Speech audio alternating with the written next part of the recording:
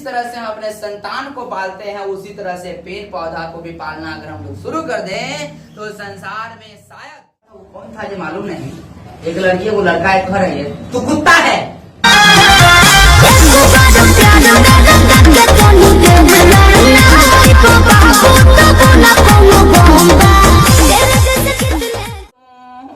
पातर गे बेटी फुलावानी अनासो कावर दुनिया के रीतियानी भैली गे बेटी भेजदानी दूसर। आज हम लोग पोषण पर चर्चा करेंगे, यानी पोषण को हम ठेठ में भोजन कहते हैं। सुनिए आप, पोषण को हम ठेठ में क्या कहते हैं? भोजन कहते हैं। आज हम चर्चा करेंगे भोजन पर कि आखिरकार पोषण होता क्या है। पोषण के बारे में देखेंगे कि पोषण क्या है और क्या नहीं है, क्या है। तो सबसे पहले जरूरी यह है कि चैप्टर का नाम है पोषण, तो जानना ये जरूरी है कि पोषण होता क्या है ना। तो याद रखिएगा, संसार के सभी जीव विभिन्न प्रकार के पोषक तत्वों को ग्रहण करता है। संसार के सभी जीव विभिन्न प्रकार के पोषक तत्वों को ग्रहण करता है, वही प्रक्रिया पोषण कहलाता है। कहने का मतलब हम लोग यही 6 में से कोई ना कोई चीज खाएंगे। जो भी हम भोजन खाएंगे, या तो उस भोजन में कार्बोहाइड्रेट होगा, या तो उसमें प्रोटीन होगा, या तो वसा होगा, या विटामिन होगा, या खनिज लवण होगा, चाहे जल होगा। यही सब को हम कहते हैं पोषक तत्व। और जितना भी संसार के जीव जंतु है वो सब एकरे में से कोई ना कोई चीजों को का सेवन करता है।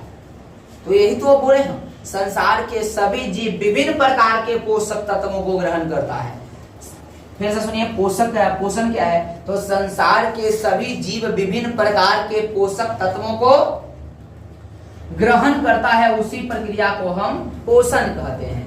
पोषक तत्व का मतलब अभी आपको समझाए हैं कि जैसे पोषक तत्व में कार्बोहाइड्रेट हो जाएगा, प्रोटीन हो जाएगा, वसा होगा, विटामिन होगा, खनिज लवण और जल हो जाएगा। कार्बोहाइड्रेट किसको खाने से मिलेगा? चावल, गेहूं, मैदा इत्यादि, मक्का। प्रोटीन दलहनी पदार्थों से, वसा घी, मक्खन, तेल, विटामिन फल, खनिज लवण हरी सब्जियां और जल। हम लोग इस सब में से किसी न किसी पदार्थों का सेवन करेंगे, यानी जो भी हम पदार्थ का सेवन करेंगे उस पदार्थों में ये 6 गो ही रहेगा। या तो उसमें कार्बोहाइड्रेट होगा, या प्रोटीन होगा, या वसा होगा, या विटामिन होगा, या तो खनिज लवण चाहे जल होगा। इसी चीजों का सेवन करना ही पोषण कहलाता है। ठीक है, हाँ। ओकर बाद चलिए पोषण का प्रकार पर आ जाइए।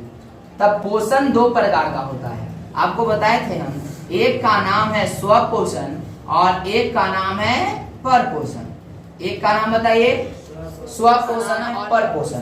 तो नामे है स्व माने खुद, पोषण माने भोजन। यानी स्वपोषण क्या है? तो वैसा जीव जो पोषण की प्राप्ति के लिए किसी दूसरे जीवों पर निर्भर नहीं रहते हैं। भोजन प्राप्त करने के लिए किसी भी दूसरा जीव पर अगर निर्भर नहीं होगा तो उसी को हम बोलेंगे स्वपोषण। याद हो गया?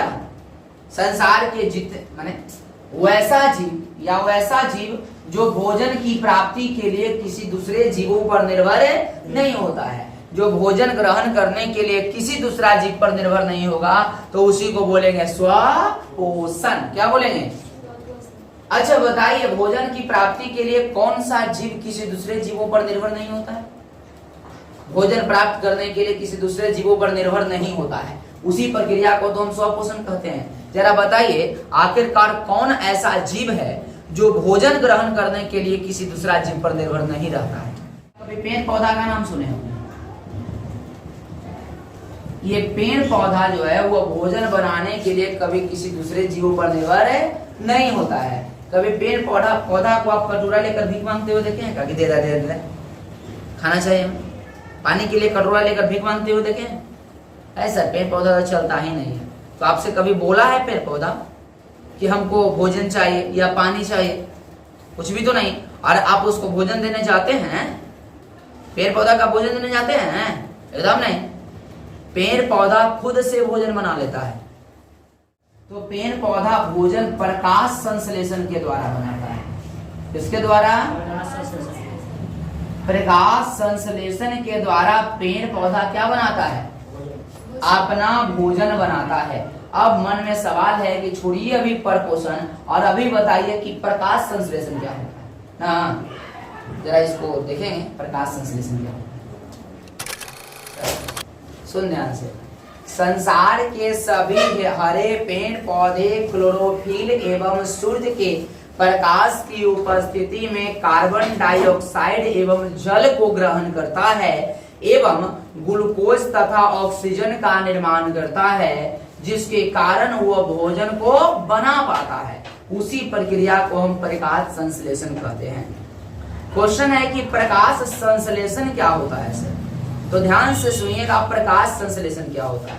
संसार के सभी हरे पेड़ पौधे क्लोरोफिल एवं सूर्य के प्रकाश की उपस्थिति में कार्बन डाइऑक्साइड और जल को ग्रहण करता है और ग्लूकोज और ऑक्सीजन का निर्माण करता है।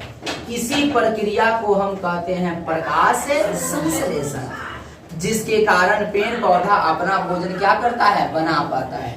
जैसे मान लिया जाए कुछ हरे पेड़ पौधे, देखिए हम मैंने बनाते हैं हरे पेड़ पौधे। ध्यान से देखिए आप, हरे पेड़ पौधे, हरा पेड़ पौधा आपको दिख रही होगी। पेड़ नहीं है लेकिन पेड़ हम बनाने की कोशिश कर रही हूँ। पेड़ नहीं है, ठीक है यार, ठीक है। मैंने जरी छीटना है, अगर यहाँ से मट्टी से गिरा इसे ढोले वाला लेकिन के नहीं ढोल सकता। यहाँ से लेकर ढोल सकता है, यहाँ से ऐसे, यहाँ से ऐसे, यह ढोले वाला नहीं, ऐसा नहीं हो सकता। तू नहीं कर सकती अपना मौसी को यहाँ से ऐसे, तो नहीं कर सकती ऐसे। यहाँ से ढुला के ऐसे, यहाँ से ऐसे, यहाँ से ऐसे, यहाँ से। अब ढूलिए ऐसे, ये देखिए। अच्छा मान लिया जाए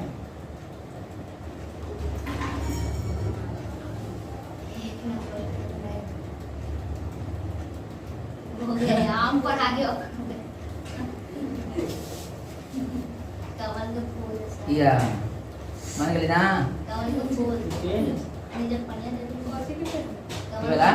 कमल के फूल के पेड़ है। ऐसा तो बुल्लट के लग रहा है, आपको क्या लग रहा है? अरे कमल कमली। देख, संसार के सभी हरे पेड़ पौधे क्लोरोफिल किसकी सहायता से? ये क्लोरोफिल समझ में आता है? क्लोरोफिल कहाँ पाया जाता है? क्लोरोफिल कहाँ होता है?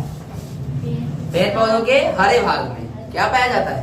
क्लोरोफिल। तो संसार की, अब देखिए यहाँ से सूर्य के, यहाँ से यह सूरज भगवान बना दिए, ये मुस्कुराते हैं,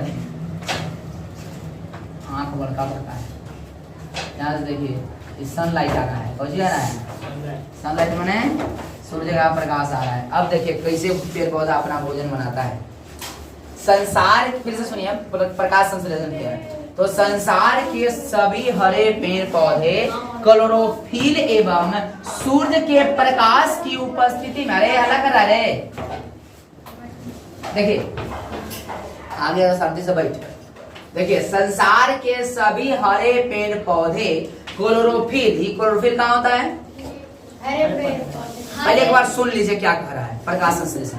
संसार के सभी हरे पेड़ पौधे क्लोरोफिल एवं सूर्य की प्रकाश की उपस्थिति में CO2 एवं H2O को ग्रहण करता है और ग्लूकोज यानी C6H12O6 और ऑक्सीजन का निर्माण करता है। इसी प्रक्रिया को प्रकाश संश्लेषण कहते हैं। यानी संसार के जितने भी हरे पेड़ पौधे होते हैं वह क्लोरोफिल और सूर्य के प्रकाश की उपस्थिति में, यानी क्लोरोफिल और सूर्य के प्रकाश रहता है तब पेड़ पौधा कार्बन डाइऑक्साइड जो हम लोग छोड़ते हैं, कार्बन डाइऑक्साइड और जल को ग्रहण कर लेता है और इसको ग्रहण करने के बाद अपने शरीर में वो ग्लूकोज और ऑक्सीजन का क्या करता है? निर्माण करता है, जिसके कारण पेड़ पौधा अपना भोजन बना लेता है। और बनाने के बाद जो है वो ऑक्सीजन गैस को बाहरी वातावरण में छोड़ देता है, जिससे हम लोग क्या करते हैं, श्वास के रूप में ऑक्सीजन गैस को ग्रहण कर लेते हैं।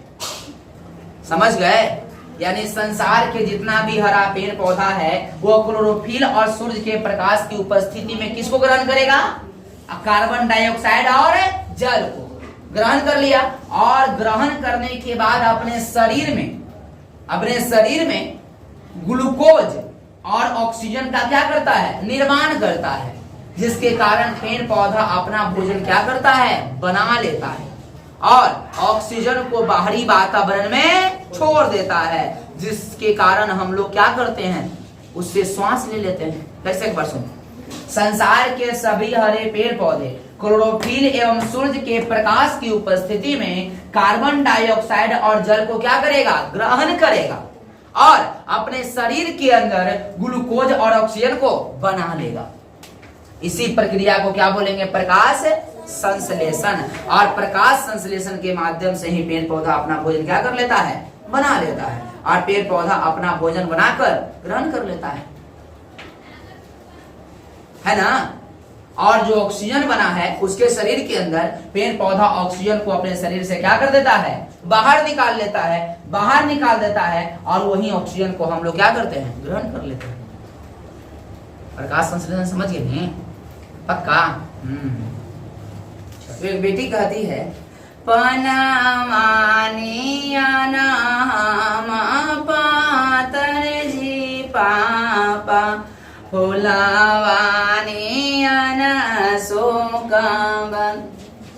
दुनिया के कवना तोरी दियाने भैला भेजा तारा दूसरा दुआर। पिता कहता है, पनावानियाना तो पातर गे बेटी फुलावानियाना सोकावर दुनिया के रीतियाने भैली गे बेटी भेजा ताने दूसरा दुआर। चलिए, अभी प्रकाश संश्लेषण भी एक संतान की तरह है।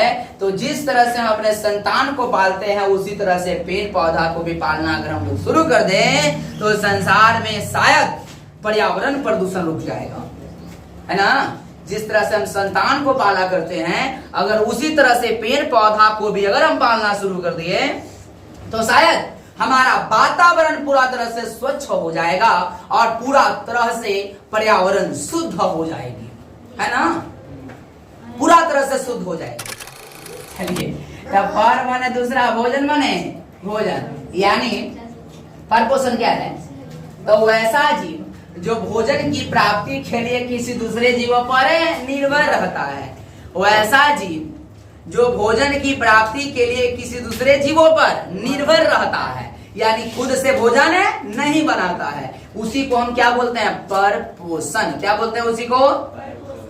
वैसा जीव जो भोजन प्राप्ति के लिए किसी दूसरे जीवों पर निर्भर रहता है, उसी को हम क्या बोलते हैं, परपोषण। यानी अपना ये भोजन खुद से नहीं बना पाता है, भोजन बनाने के लिए किसी दूसरा जीव पर अगर निर्भर रहेगा तो उसी को हम बोलेंगे उसी को परपोषण कहेंगे। आई सर, आखिरकार कौन ऐसा जीव है जो भोजन प्राप्ति के लिए, भोजन को ग्रहण करने के लिए किसी दूसरा जीव पर निर्भर रहता है? तो आपने कभी मनुष्य का नाम तो सुना ही होगा, इसके जैसा भोजन। और बाद आप अभी कुत्ता का नाम तो सुनबे किए होंगे, हाथी का नाम,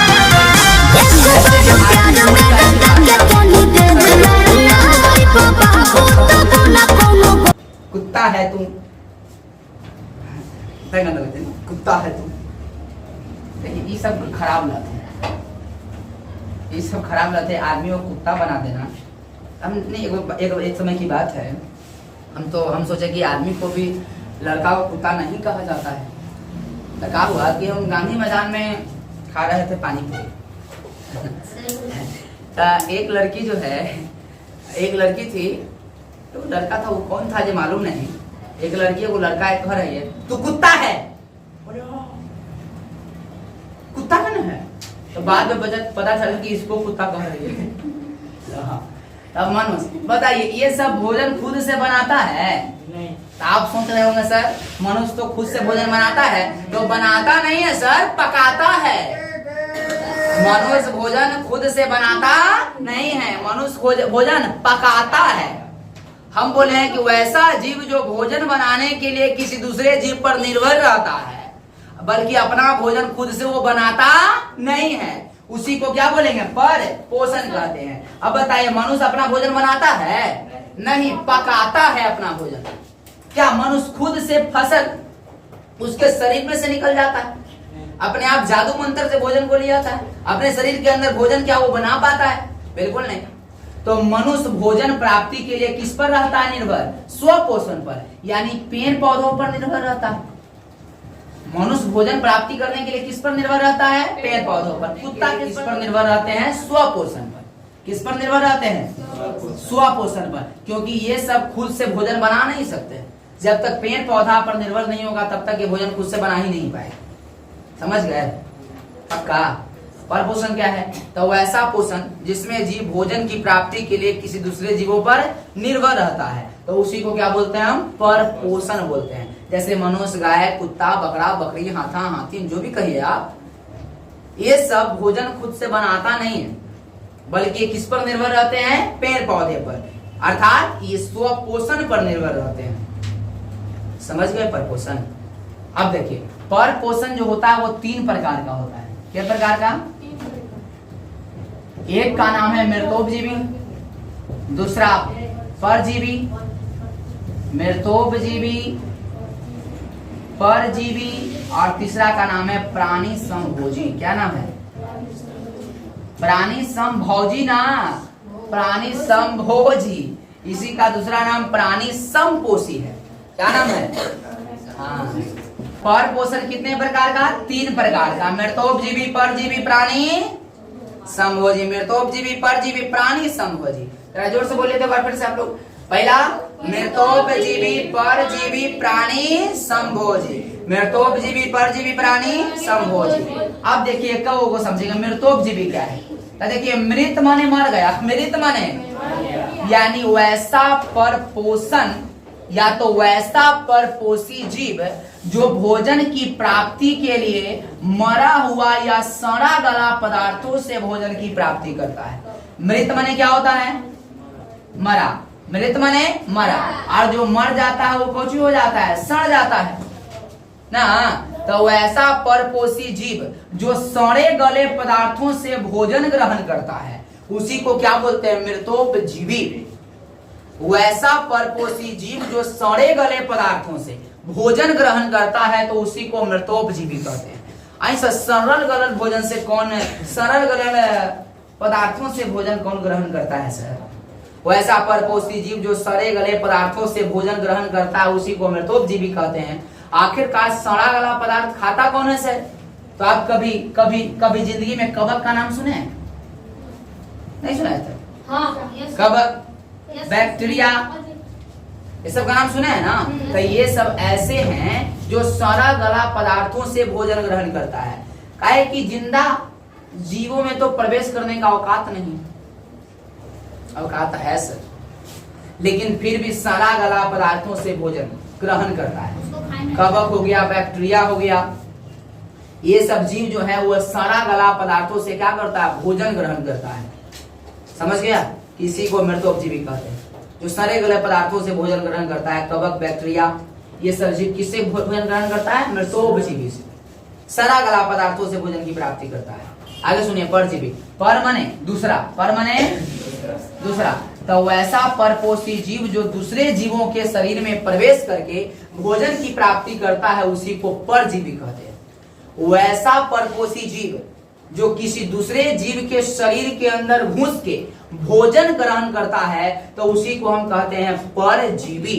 वैसा परपोषी जीव जो किसी दूसरे जीवों के शरीर के अंदर प्रवेश कर भोजन ग्रहण करता है तो उसे परजीवी कहते हैं। एक बार फिर से, वैसा परपोषी जीव जो किसी दूसरे जीवों के शरीर के अंदर प्रवेश करके भोजन की प्राप्ति करता है तो उसी को परजीवी कहते हैं।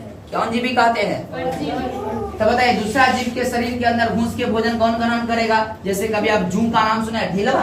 हाँ सर, ढीलवा। तो क्या इस केस के अंदर है, तो क्या ये बाल शरीर का भाग नहीं है? है सर। है ना? तो हमारे शरीर के अंदर प्रवेश करके भोजन की प्राप्ति करता है कौन? जू। अभी जोंक का नाम आप सुने हैं? पेट के अंदर। हाँ बताइए, ये सब पेट के अंदर पाया जाता है ना? आप बताइए, ये सब जीव हमारे शरीर के अंदर घुसकर भोजन ग्रहण करता है कि नहीं? करता है सर। हमारे शरीर के अंदर घुस के भोजन ग्रहण करता है ना? तो जो जीव हमारे शरीर के अंदर घुसकर यानी प्रवेश करके भोजन ग्रहण करेगा तो उसी को परजीवी कहेंगे। समझ गए? तो उसके बाद है प्राणी समभोजी, इसी का दूसरा नाम प्राणी समपोषी भी है। समझ गए? तो क्या कहता है? प्राणी समभोजी, तो वैसा परपोषी जीव जो जटिल कार्बनिक पदार्थों को ग्रहण करता है। वैसा परपोषी जीव जो जटिल कार्बनिक पदार्थों से भोजन की प्राप्ति करता है प्राणी समभोजी कहलाता है। वैसा परपोषी जीव जो जटिल कार्बनिक पदार्थों से भोजन की प्राप्ति करता है उसे क्या कहते हैं? प्राणी समभोजी। जैसे मनुष्य, गाय, कुत्ता, बकरी, हाथी इत्यादि। क्लियर होंगे? जाओ यहाँ से आपका खत्म हो गया। तो मिलते हैं अगले क्लास के साथ। जिंदगी जिंदाबाद।